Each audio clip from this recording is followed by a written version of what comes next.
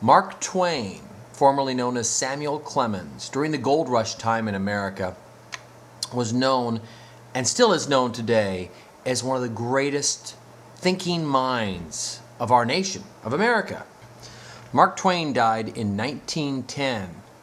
Most all of his writing is over 100 years old. Whenever anything big would happen in the news during the day, they would always get a quote from Mark Twain because of his genius and his relevance.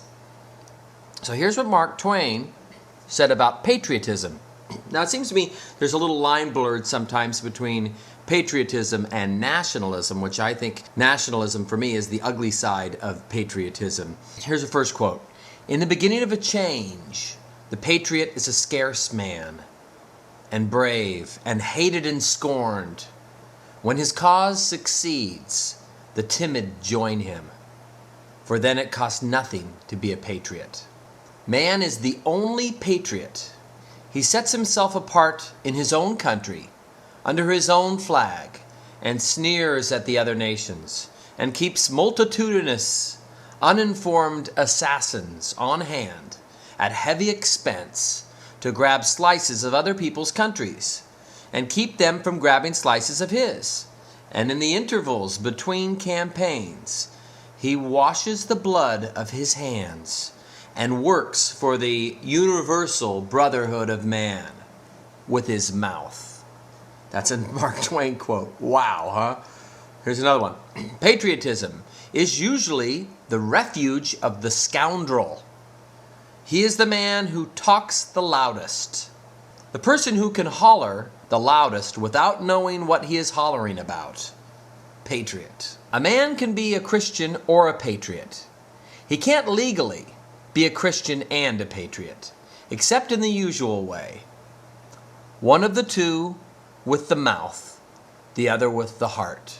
The Christian must forgive his brother man all crimes. Forgive these injuries how many times? 70 times 7. Another way of saying there shall be no limit to his forgiveness.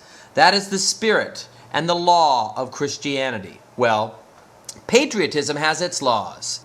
It commands that the brother over the border shall be sharply watched and brought to book every time he does us a hurt or offends us with an insult.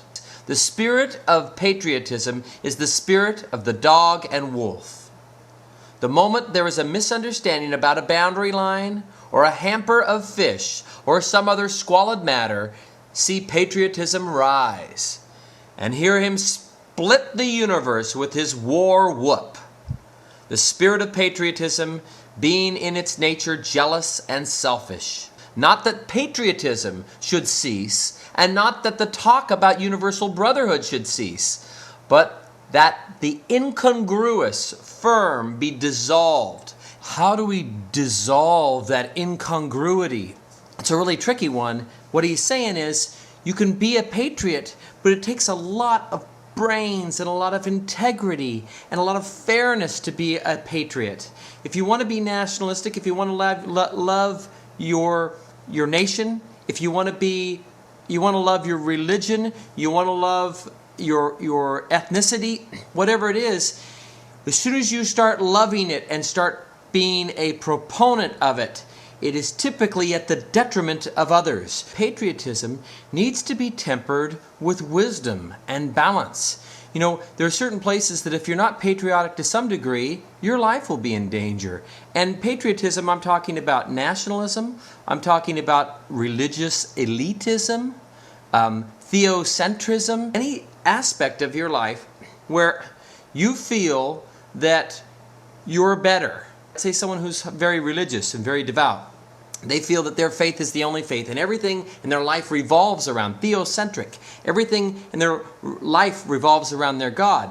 Well, it takes a really sharp mind to be able to hold on to that value without somehow feeling that you're better and you deserve more and you can punch out somebody else. You don't like the same sports team that I like. You don't live in the same town that I do. You're not the same nationality as I am. You're not the same religion that I am. As soon as you adhere to like being a proponent of something, you're already letting people know that you have a bias. You know, let's say if you're pro this particular country, or pro this particular religion, you have a bias. You know, people say I have a bias and I'm very Muslim friendly, but the fact is I like to think that I am truth friendly. How typically dangerous is that? How egomaniacal for me to think that I am preaching the truth, that I know the only truth and there only is one truth. When in fact there could be many other truths and my truth might not be a truth. It may be just a truth to me. So as Tommy's mother says, the truth is what you can get other people to believe.